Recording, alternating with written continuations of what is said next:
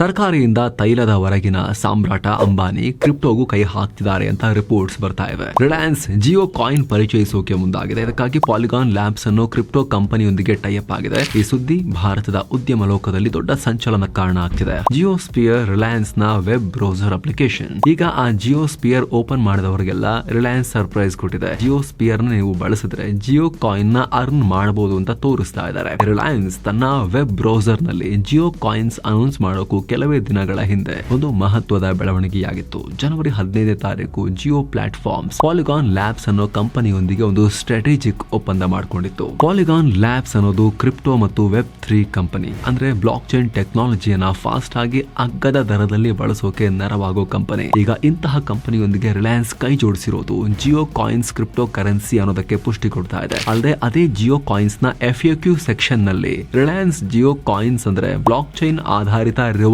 Token ಗಳು ಅಂತ ಉಲ್ಲೇಖ ಮಾಡಲಾಗಿದೆ. ಜೊತೆಗೆ ಇದಕ್ಕಿಂತ ಹೆಚ್ಚಾಗಿ ಪಾಲಿಗಾನ್ ಲ್ಯಾಬ್ಸ್ ನ ಕ್ರಿಪ್ಟೋ ಕರೆನ್ಸಿ ಪಟ್ಟಿಯಲ್ಲಿ ಜಿಯೋ ಕಾಯಿನ್ಸ್ ಅನ್ನ ತೋರಿಸ್ಬಿಟ್ಟಿದ್ದಾರೆ, ಲಿಸ್ಟ್ ಮಾಡಿಬಿಟ್ಟಿದ್ದಾರೆ. ಹೀಗಾಗಿ ರಿಲಯನ್ಸ್ ಅಫಿಷಿಯಲ್ ಆಗಿ ಅನೌನ್ಸ್ ಮಾಡದೆ ಹೋದ್ರೂ ಕೂಡ ಕ್ರಿಪ್ಟೋ ಜಗತ್ತಿಗೆ ಅಂಬೆಗಾಲಿಡೋಕೆ ಶುರು ಮಾಡಿದೆ ಅಂತ ಸುದ್ದಿ ಆಗ್ತಿದೆ. ಫುಲ್ ವಿಡಿಯೋಗಾಗಿ ರಿಲೇಟೆಡ್ ಲಿಂಕ್ ಕ್ಲಿಕ್ ಮಾಡಿ.